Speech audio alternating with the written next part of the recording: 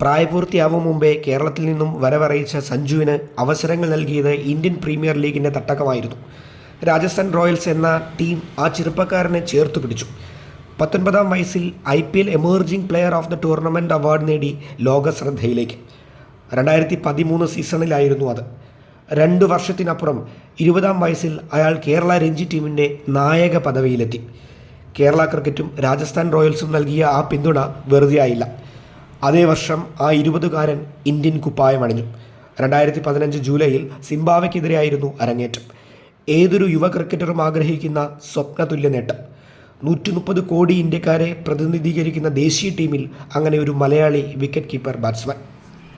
പിന്നീട് അങ്ങോട്ടുള്ള അയാളുടെ യാത്ര അത്ര സുഖകരമായിരുന്നില്ല. വർഷങ്ങളോളം ടീമിന് പുറത്ത്. IPL സീസണുകളിലെ മിന്നുന്ന പ്രകടനത്തോടെ പലവട്ടം സെലക്ടർമാരുടെ റഡാറിൽ വന്നുപോയി. നിഷേധിക്കാനാവാത്ത അവസരങ്ങളിൽ അവർ അയാളെ ടീമിലെടുക്കും. ടീമിലുണ്ടായിട്ടും കളിക്കാനാവാത്ത എത്രയോ പര്യടനങ്ങൾ. വല്ലപ്പോഴും വീണുകിട്ടുന്ന അവസരങ്ങളിലെ വലിയ സമ്മർദ്ദത്തെ അതിജീവിക്കാൻ അയാൾക്കുമായില്ല. അങ്ങനെ നിഷ്കരുണം അയാളെ ടീമിൽ നിന്നും ഒഴിവാക്കും. മറ്റു പല താരങ്ങൾക്കും ലഭിച്ച പിന്തുണയോ തുടർച്ചയായ അവസരങ്ങളോ അയാളെ തേടിയെത്തിയില്ല. ടീമിൽ നിന്ന് പുറത്താക്കാൻ കാരണങ്ങൾ നോക്കിയിരിക്കുന്നത് പോലെ തോന്നും പല ടീം സെലക്ഷനുകളും കാണുമ്പോൾ. അടുത്ത ഒരു പതിറ്റാണ്ട് ഇങ്ങനെ കടന്നുപോയി.